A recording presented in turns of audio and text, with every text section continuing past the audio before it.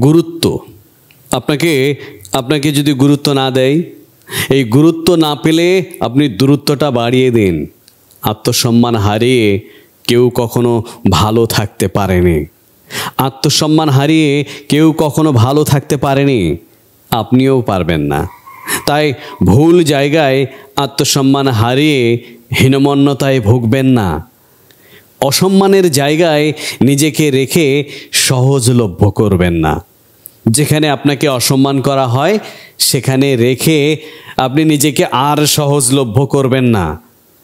যখন যখন আপনাকে ডাকতে পেয়ে যাবে তখনই আপনার গুরুত্ব, সম্মান এগুলো সব কমিয়ে যাবে।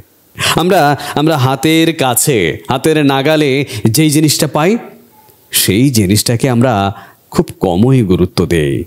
আপনি মানসিকভাবে সুস্থ থাকতে চাইলে, আপনি যদি মানসিকভাবে সুস্থ থাকতে চান, অসম্মানের জায়গা থেকে সরে আসুন। নিজেকে নিয়ে একবার নিজের জন্য বাঁচুন। নিজেকে নিয়ে একবার নিজের জন্য ভাবুন। যার জন্য এত সব কিছু করতেছেন, সে একদিন এসে বলবে, আমি করতে বলেছিলাম নাকি তোমায়? তুমি সাহায্য না করলেও আমি ম্যানেজ করে নিতে পারতাম। হ্যাঁ, সে একদিন এসে এই কথাগুলোই আপনাকে বলবে। তখন হজম করতে পারবেন তার এমন কথা? যদি পারেন তাহলে থেকে যান। যদি পারেন তাহলে থেকে যান। তবে খুব বেশি দিন থাকতে পারবেন না। তার প্রয়োজন মিটে গেলেই ঘাড় ধরে বের করে দেবে। আর ঠিক তখন আপনার বুক চাপড়ানো ছাড়া আর কোনো উপায় থাকবে না।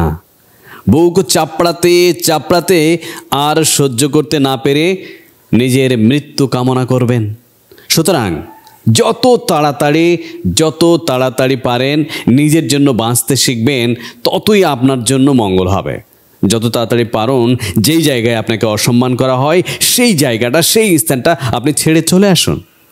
একটা কথা মনে রাখবেন, সম্মান চাইলেও কিন্তু পাওয়া যায় না। সম্মান অর্জন করতে হয়।